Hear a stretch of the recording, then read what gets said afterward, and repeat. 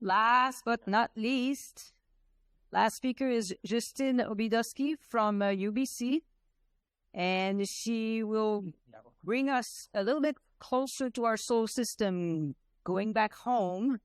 TNO absolute magnitude distributions for age 7 to 10. So, hi everyone, I'm Justine. I'm a master's student from UBC, and I'm going to be talking about the TNO absolute magnitude distributions for age of 7 to 10. So first, to give some background information, TNO stands for trans-Neptunian objects, which are small objects in the solar system with semi-major axes from 30 to 2000 AU, which is the range from the orbit of Neptune to the beginning of the Oort cloud. And the Kuiper belt is what we call this disk region beyond the orbit of Neptune, where TNOs are orbiting the sun. So we will be looking at a region of the Kuiper belt called the main belt, where TNOs are classified as cold and hot classicals. So cold classicals are objects that we are thought to have formed and remained at their current orbits, meaning that they are unevolved products of the initial planetesimal formation process in this region. So they preserve the planet formation epoch size distribution, while the hot classicals are thought to have formed less than 30 AU from the sun, but were then transplanted to the Kuiper belt region during giant planet migration. And we call these objects hot because on average they have higher inclination and eccentricity than the cold classicals, as well as a different size distribution at larger diameters. So the absolute magnitude distribution, also referred to as the H distribution of TNOs, is tied to their size distribution. So the larger the H value, the fainter the TNO, and the smaller its diameter, assuming a constant albedo. And over the years, there have been various surveys of TNOs. One of these surveys was AUSIS, which determined the H distribution down to H values around 8.3, which is about 100 kilometers in diameter. A more recent survey of TNOs is CLASSI, which Wes Fraser gave a talk about on Monday. And CLASSI is able to detect TNOs as faint as around 10.5, which is about 30 kilometers in diameter. And so using a sample of TNOs detected by CLASSI, I will be determining an H distribution and comparing my results to the results from AUSIS and DEEP, which was another survey of TNOs that determined the H distribution for the cold classicals down to H of around 10.5. So the CLASSI survey is a large program on CFHT that began in 2022 and surveyed near the invariable plane for TNOs. So the goal here is to study the size frequency distribution for diameters from 3 to 300 kilometers, which will allow us to constrain properties of the streaming instability and cloud collapse that form TNOs. So one major problem in the theory of planet formation is explaining how millimeter-sized particles grow to kilometer-sized planetesimals. So in a protoplanetary disk, gas exerts a drag force on the particles, causing them to drift towards the star. And a solution to this problem is the streaming instability, which is a mechanism that assists the growth of particles by concentrating particles into filaments that reach densities large enough for gas drag to be negligible and to undergo gravitational collapse and form planetesimals.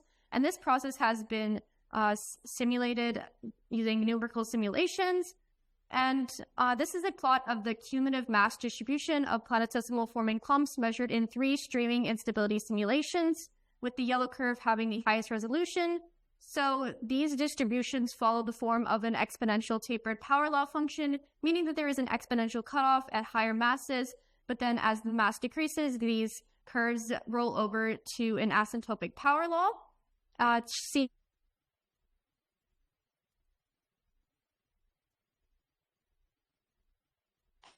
And flip it because larger H values correspond to smaller objects. And so this is a plot of the H distribution of the cold classicals from AUSIS. And comparing these two plots, we see that they both follow the same exponential tapered power law form. And then we can also look at another H distribution plot from AUSIS, which is of the hot and cold main belts.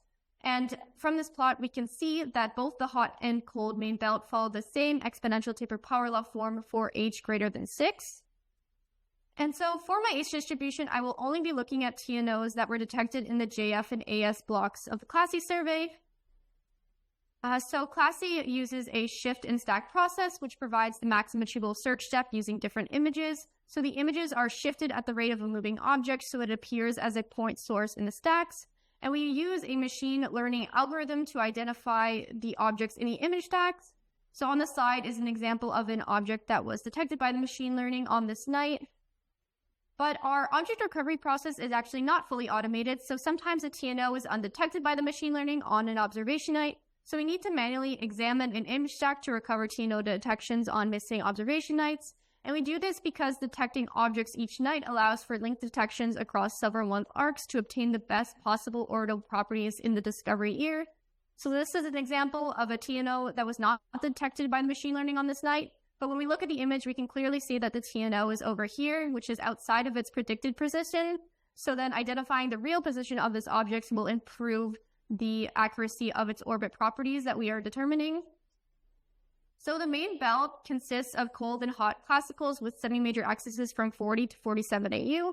And we can estimate which TNOs in our sample are part of the main belt using their orbit properties that we determined from their multi-night detections, which are the TNOs now shown in red.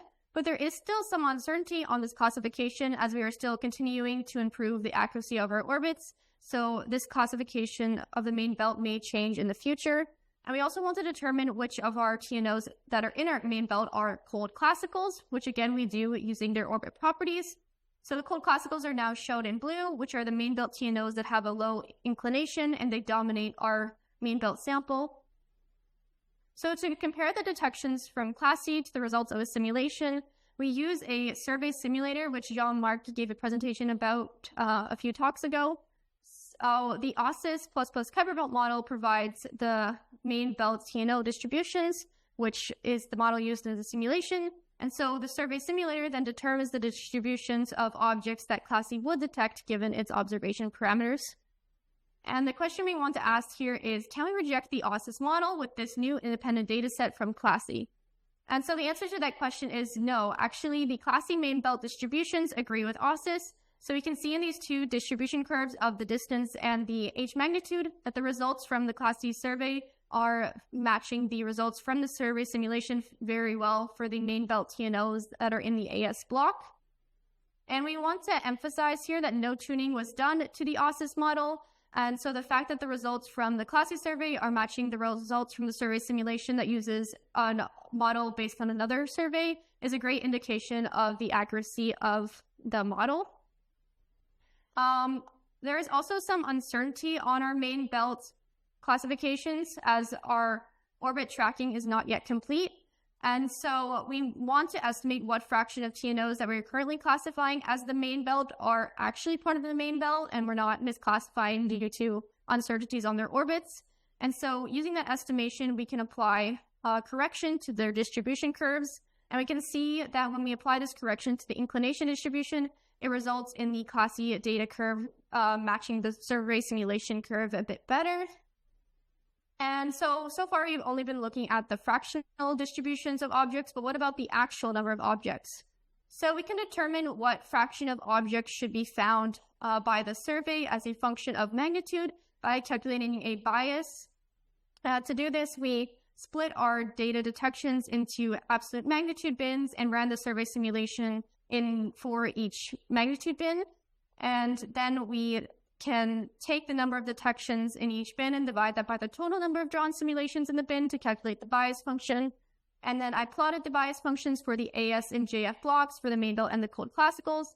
And what this shows here is that our survey simulator is more biased to detecting brighter objects and that this bias decreases for fainter objects. And then we can calculate the estimated true number of TNOs as a function of magnitude. And we do this by taking the real number of TNOs that were detected in each magnitude bin by the bias function for that bin. So I plotted the absolute magnitude distribution for the true number of TNOs for the main belt and for the cold classicals. And I added the OSIS limits on this plot for the main belt and for the cold classicals.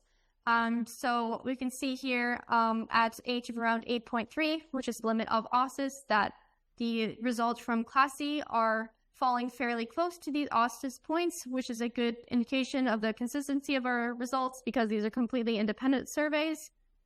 And I also added the OSIS exponential taper power law curves to this H distribution plot.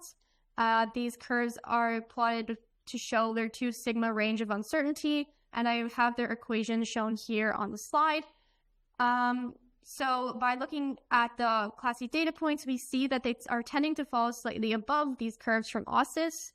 But again, we need to apply the same intruder correction that we applied previously, as there are some TNOs that we are currently classifying as the main belt that are likely not actually part of the main belt. So applying the same fractional correction, we see all of our data points dropping, and now we see for H less than 9.5, the Class C data points are tending to fall along these OSIS curves fairly well, but then they start to drop below the curves for H greater than 9.5. Well, so this result could indicate that these curves roll over lower than previously thought, but we can't make any final conclusions yet, as we are still working on determining the accuracy of our orbits of these objects and looking at follow-up observations of them. And so this plot is still in its preliminary stage. So this is we can also compare our results of the cold classicals to the results from the deep survey. So this plot is kind of not looking how it's supposed to, but the deep curve is shown here in gray, with this shaded gray region being its region of uncertainty. And what we are showing here is that the results from Class C, deep, and OSIS tend to match each other within the ranges of uncertainty. And the main difference between the OSIS and the deep curves is how shallow their asymptotic slope is. And so the fact that the data points for these are falling lower than the curves at the fainter magnitudes could, again, indicate that the asymptotic slope might be shallower than OSIS predictions. But again, we are still improving the accuracy of our orbits. So to conclude, Class C's distribution of H, distance, and inclination of detected main belt TNOs match our survey simulation distributions that follow the OSIS model. And Class C's H distribution for H of 7 to 10 match estimations for the main belt and cold classicals from OSIS and the cold classicals from deep within current uncertainties. And for future work, the remaining data will provide the orbits of all Class C TNOs to identify the main belt using the follow-up observations. Class C's faint H range will provide a critical bridge to even fainter studies of the distribution. So that is the end of my talk. I want to thank CFHT and thank everyone for listening. Thank you. That was 12 minutes and 2 seconds. Questions? Hi, Justine. Thank you. Thanks a lot for the great talk. This was amazing work. Very tiny comment that's nearly insignificant. That's not just you, but lots of people do make that mistake. You had a typo, a fresco depicting all the populations, and you wrote at some point invariant plane, and that I just had to put my mathematics hat. It's not invariant, it's invariable. Invariant mathematically is under a given transformation. Invariable is much more robust. This is tiny detail, but I just wanted to mention that. Yeah, but amazing work. Thank you. Yeah.